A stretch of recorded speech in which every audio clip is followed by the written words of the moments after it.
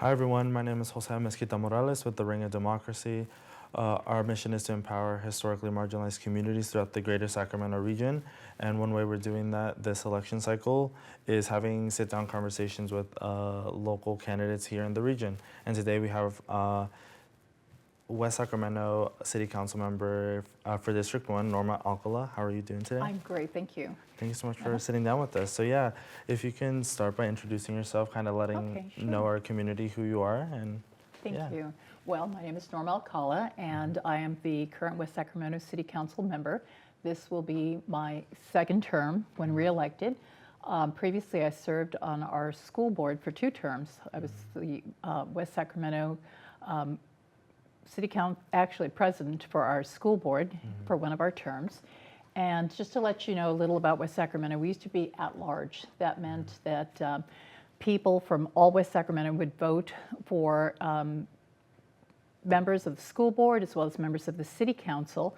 And that unfortunately did not work because there were very many marginalized communities, primarily mine. Mine is where a lot of our families, hardworking families, but lower income, are situated, and where a lot of our Latinos are also situated. So we often found that many of the resources and services that were needed in our area were not coming our way. That's because people in our area didn't have a lot of high voter turnout. So the south of West Sacramento was getting all the services and resources that really should have been coming our way. There wasn't a lot of equity. So I championed single member districts on both the school board and on city council. And we had a lot of people in our area that also wanted that to happen because all our city council and all our school board members came from the south. So once we were able to establish single member districts in the different areas, more resources started coming our way. And it really was truly equity. So we had representatives that understood what was going on, understood the needs in our districts, and that's really important. It wasn't that we had people elected that were insensitive. It's just simply they weren't aware because they were in different parts of town, and they did not live in those areas, and they didn't have the kind of relationships with people in particularly my area, which is District 1 now on City Council. So that was something I championed. I'm very proud. We had 3 board members that were not in favor of this on the city council, I should say, not board members, on the city council. I'm very proud that our mayor, Martha Guerrero, also supported, doing the single member districts. And at one point, the district that I represent, which is District 1, the other city council members wanted to crack that district. Would have been a disenfranchisement of Latinos and lower income families. They would not have had a representative the way they wanted to divide up the district. And I championed that, and luckily the judge agreed with me and with Mayor Guerrero that District 1 should have a representative. So it's a little about the background and what I've done. Wow, I love that because we talk about democracy a lot and what it means, and representation is a major factor in that. Like making sure people that look like you represent you, because that way the issues are actually making it to the decision-making table, you know? But yeah, I'm so happy that you were able to get that done with Mayor Guerrero. But also, since you've been, this would now be your second term if you win in November, you've been at the city government level for a while. Like, what is one of the biggest misconceptions about like how city government works that maybe the community doesn't really know? Because, a lot of people tend to go to the city and like want to complain and they want to see things happen, but they might not know how it works or how to properly approach it. Like, what would you say is one of the biggest misconceptions? I think one of the biggest misconceptions, I'll give you an example. West Sacramento, we don't have the, quote, strong mayor. So when people think that you can go directly to the mayor, she's a wonderful advocate, and she really tries to meet the needs of the community, but she's only one vote, and we're all only one vote. The mayor and I have the same vision for West Sacramento. We are probably, and I would say this, she is the most approachable mayor we've ever had. I am definitely the most accessible as well city council member. Everyone has my cell phone. So it's not unusual for me to meet with constituents at a restaurant at like 7 o'clock in the morning, because sometimes folks have to get to work by 8 o'clock.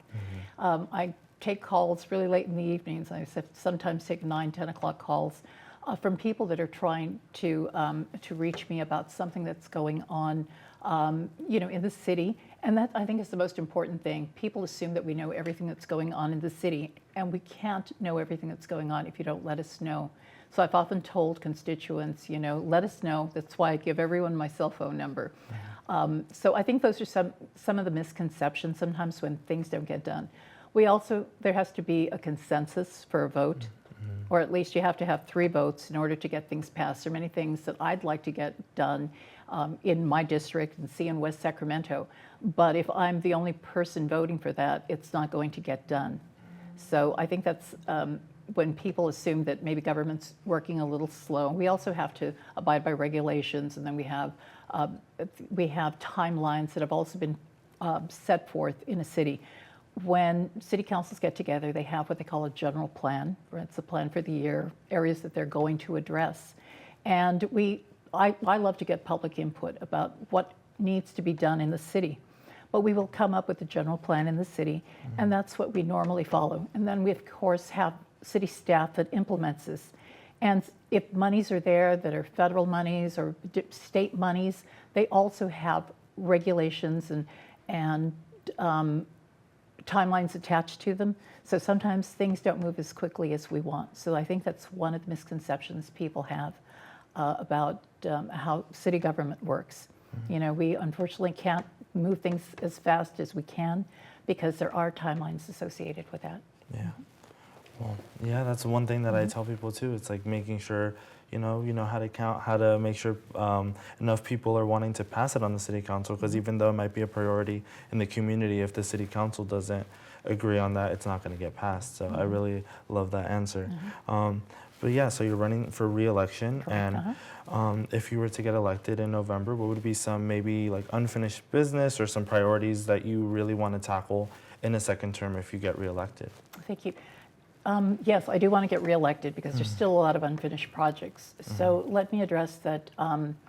One of the things I'd like to see, I'm very happy that we got single member districts. That was one of my main goals, and we were able to accomplish that. I have actually secured monies for Sacramento Avenue, and I'm going to speak more specifically to my district, District 1.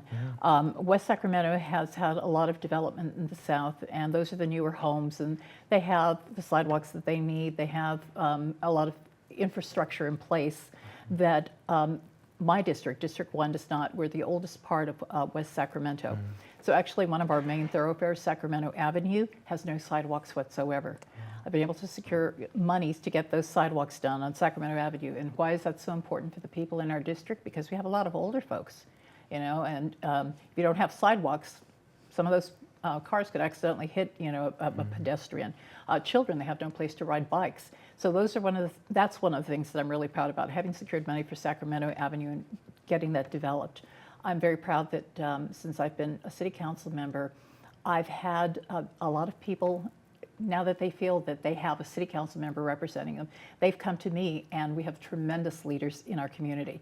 We've had people like John Archuleta and Vanessa Castro. When we needed a graffiti abatement program, our city was, well, we'll get to them when we can. Once again, the timelines. Well, these individuals came to me and I said, hey, I'll give you your first $100.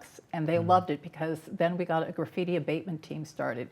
And it's tremendous. These individuals, as I said, in my community, they've taken it to new levels. I started out there, and I still go out there with them and help paint over the graffiti.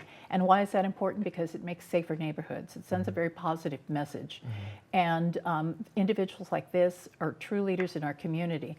We have other individuals who have started a repair cafe, Ani Durst, for example. And these are important because we're talking about sustainability, people taking care of what they have, taking care of the environment. And they teach people how to repair their clothes. As a matter of fact, we have one coming up on September 29th, I believe.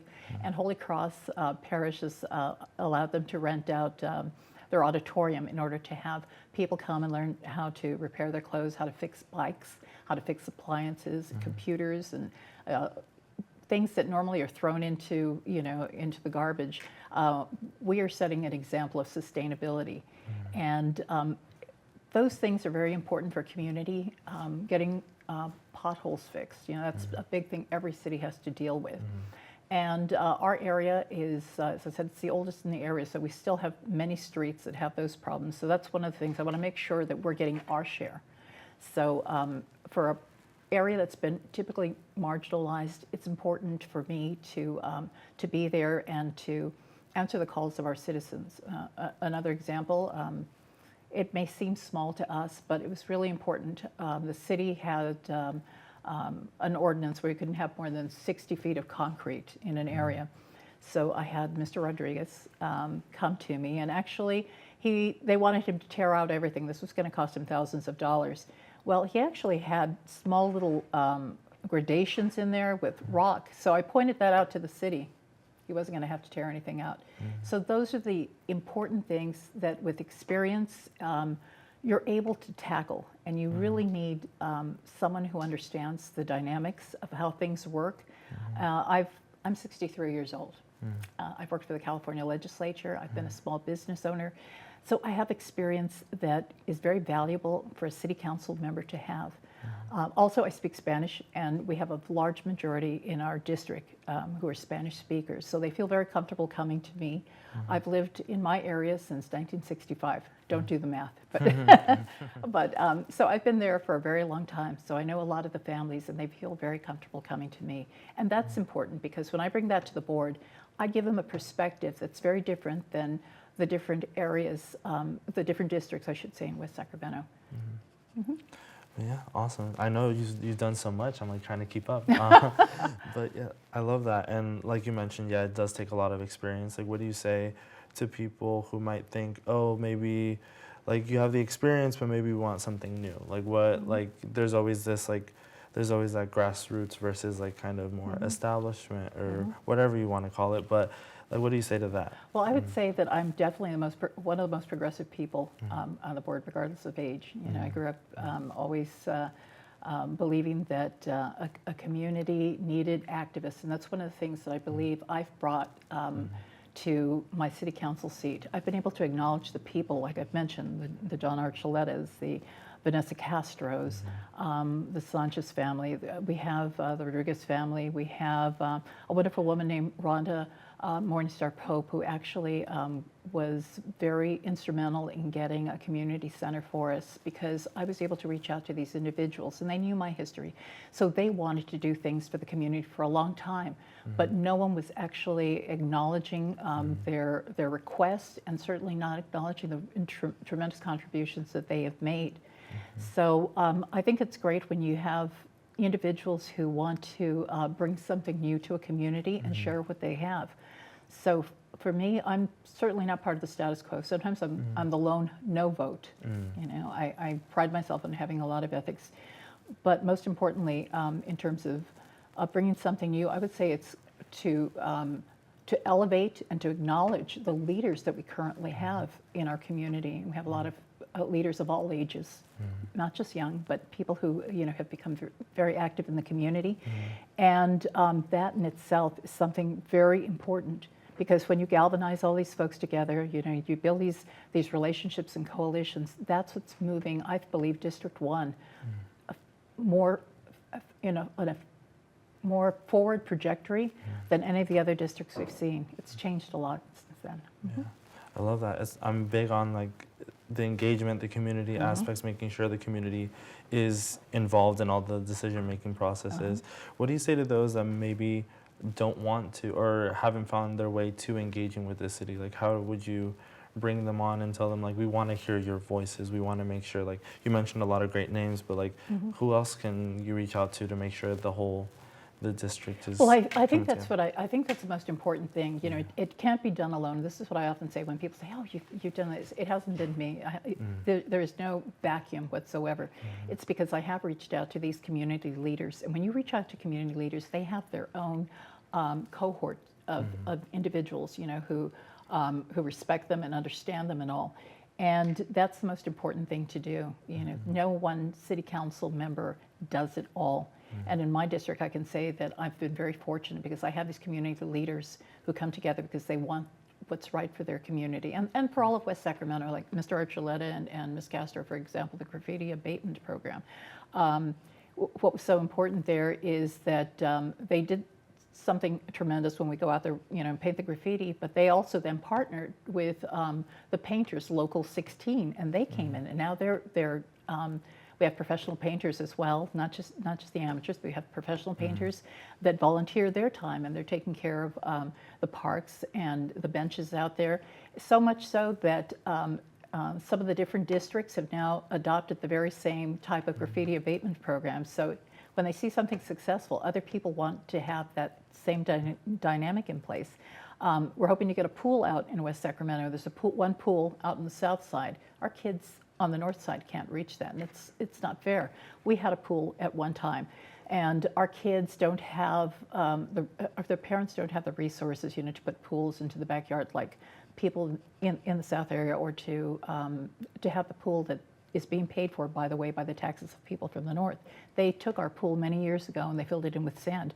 So our kids have no summertime respite, and many of our houses don't have air conditioning. I grew up without air conditioning in my house, and I know how important that pool was when we had it back, in the 70s. We were always out there in the pool. So we have advocates and strong community leaders like Maria Garcia and her husband, and as I mentioned, Ms. Morningstar, and there's so many other incredible leaders in our community, and I've reached out to them. We have great organizations like the Broderick Bright Community Alliance. I mean, these are all people that we bring together. We have I'm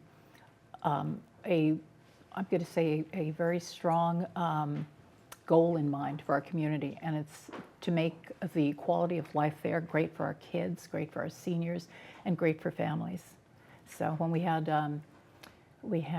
brought the Bright Park, a wonderful park, many years ago, we had a wonderful advocate by the name of Charles Castorina, and Charles would go to the city council meetings. I wasn't on the council, I was on the school board at the time. And Cheryl passed away, wonderful woman.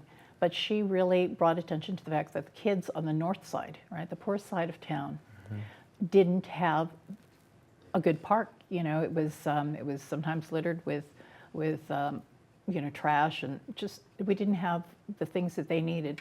So she started, she started the wheels spinning, and now we have a fabulous park out there. We actually have a master plan that I've been very involved with, because I want to get that pool and bring it back to our kids so they have a place, to enjoy during the summers.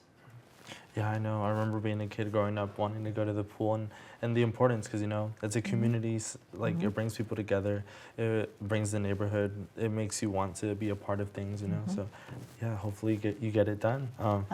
So yeah, kind of pivoting towards like a lighter note, the A's are coming to West Sacramento. Yes. And what are some of the hopes you have for the city with having them come in, and what do you hope to see, like all the jobs that might be created from that? Like what's your vision for it when it's there? I'm really happy that we have Mayor Guerrero being so proactive. She was very instrumental in bringing the A's in. So what are my hopes? A lot of hopes there. One is we're going to get a lot of great notoriety, because the A's are coming. We have this major league team coming, although we'll also still have the River Cats. So that stadium's going to be very, very full all the time. So what does a full stadium mean? It means people are coming in from out of town, surrounding cities. So, our restaurants are definitely going to be getting, a lot more in terms of customers. We're going to be getting some parking fees. The city will definitely, be utilizing. We will have families that can take pride, actually walking. We have homes nearby where, the kids can enjoy seeing a major league team. So those are some of the things. And the economic development that I'm thinking, there's so many. I just met with the Latino Chamber of Commerce. They were wonderful, and they were asking, what is it that we can do for our small businesses? So I think that's a real pivotal point.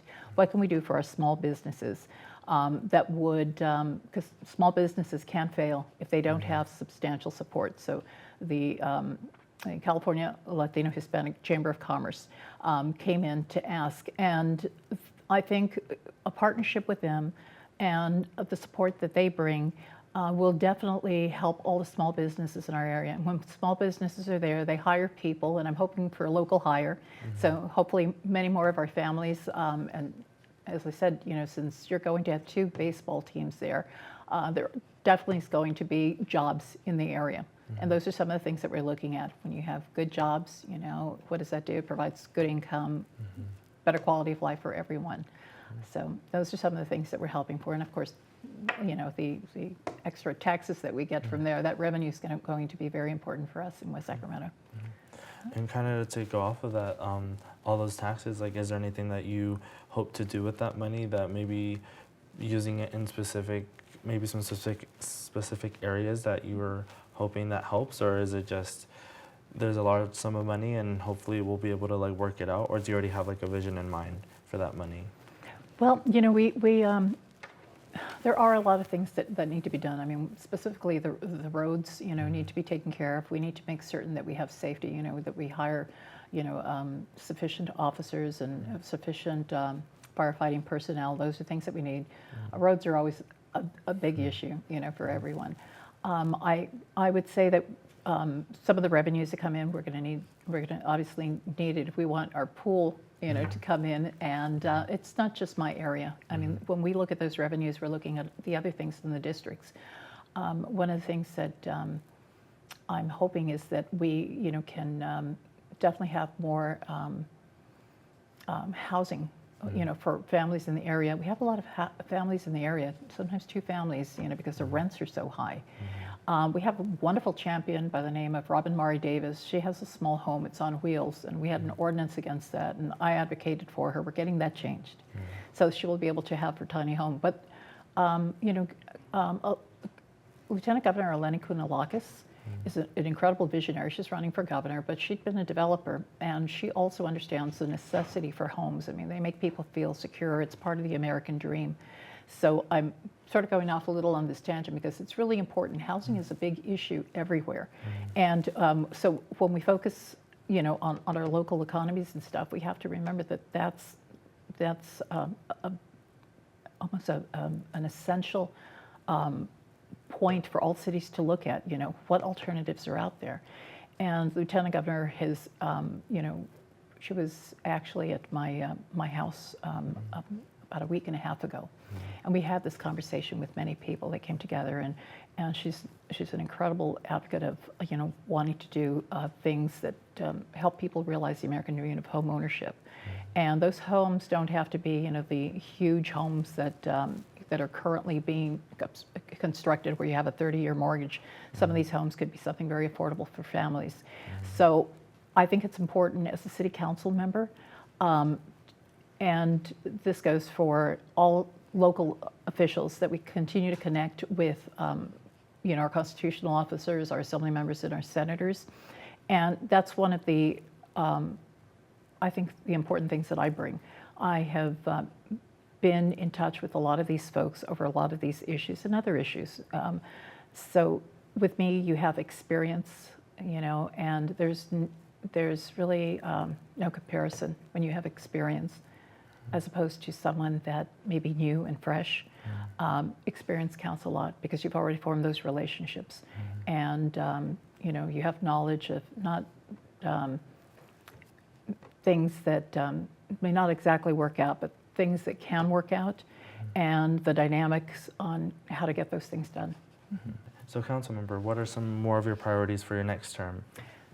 One of the most important priorities is keeping our West Sacramento port opened. We have 3 members on the port, actually they're city council members, that want to see the port closed. And one of the most important things we need to do is make certain that doesn't happen. We have families that rely on the port for their jobs. Their homes would be lost, their children would have to go to new schools, they would lose their friends and many family members. That port brings in $2 million a year, so we have to make certain that we have the port open. If that port closes, I mean, it would have a lot of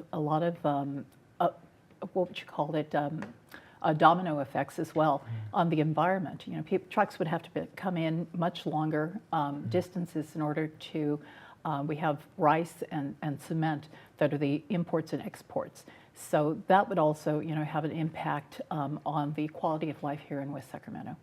So it's really critical that we keep our port open. We have a champion that's running in District 2 that I strongly support, Tim Campbell, who has brought that matter to our attention, and I'm very hopeful that he will also get reelected. Elected, not reelected.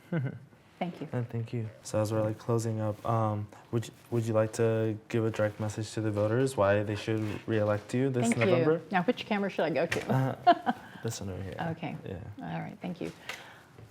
Yes, I'm hoping to be reelected as a West Sacramento City Council member because experience does count. Actually, there's no replacement for experience, and there's many things that still need to get done in West Sacramento. I've been the most accessible City Council member. I give my cell phone out to everyone, 916-821-9639. And I've been very proud that I've had a lot of our leadership in our West Sacramento community, as well as our county, as well as statewide, supporting me in my reelection. So thank you so much for this opportunity to discuss with you the issues in West Sacramento, and that's it. Thank you so much. You're welcome. With that, we conclude this conversation. Please check out the rest of our conversations with local candidates as they will be going out this next one. Thank you so much. Thank you.